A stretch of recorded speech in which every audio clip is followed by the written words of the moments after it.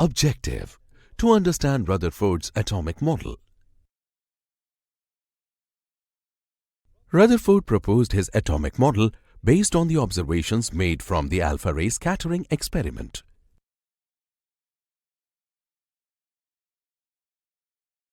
Alpha particles emitted by radioactive substances were used in this experiment.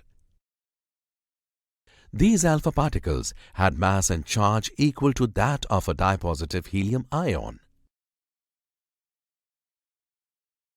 Rutherford chose to use alpha particles in his experiment because they were relatively heavy, which meant that while in motion they would reach a high momentum. Let's see how the alpha ray scattering experiment was conducted. Experimental setup. The experiment setup for this experiment included a lead block with a cavity containing a radioactive substance, in this case polonium, that acted as a source of alpha particles. A thin gold foil of thickness of 0.005 mm was placed in front of the lead block. This gold foil was surrounded by a circular screen with a slit coated with zinc sulfide to detect alpha particles. Zinc sulfide was chosen as it has the property to convert the kinetic energy of alpha particles that strike it into patches of light as known as scintillations. Now let's witness the actual experiment. Alpha rays are allowed to pass through the slit and made to fall on the gold foil. Scintillations are observed on the zinc sulfide screen at different points. Let's understand why this happens. Observations and conclusions from the experiment were: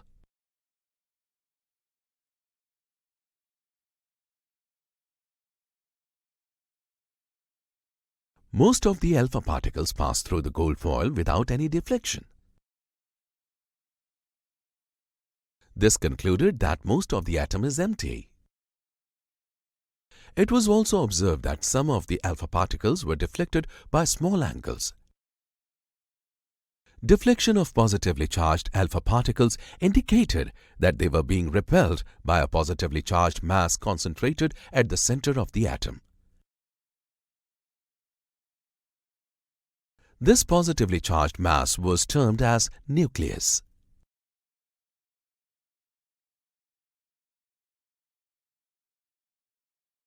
It was also observed that very few alpha particles, that is 1 in 20,000, were deflected backwards through an angle of 180 degrees.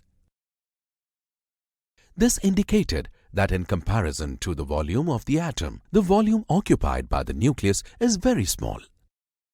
Based on these observations and conclusions, Rutherford proposed his atomic model.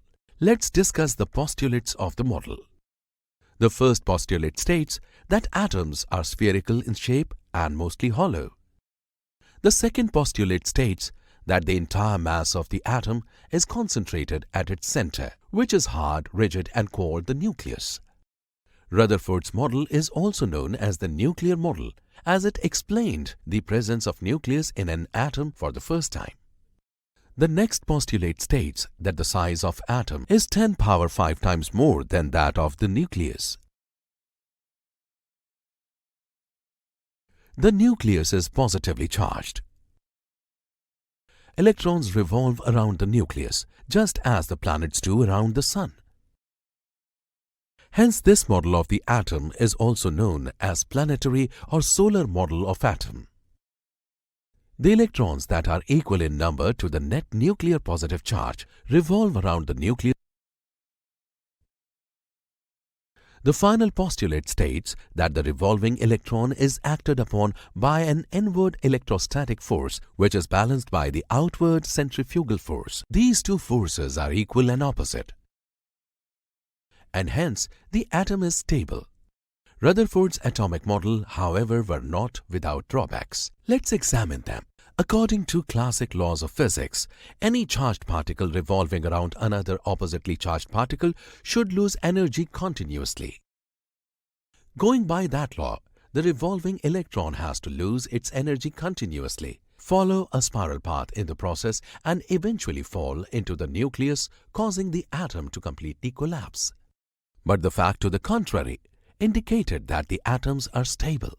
The other point that proved the non-performance of his model was that if the electron was to lose energy continuously, the atomic spectra should be a continuous band.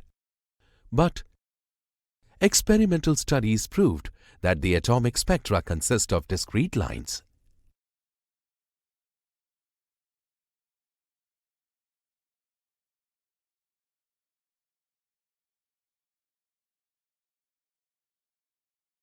Let's summarize what we have learned. Rutherford established his atomic model based on the results of alpha ray scattering experiment. According to him, atom is spherical, mostly hollow, with nucleus at the center. The size of the atom is 10⁵ times more than that of the nucleus. Electrons revolve around the nucleus just like the planets round the sun. His model is also called nuclear or solar or planetary model of atom. He could not explain the reason for the stability of atom and also the cause for atomic spectra.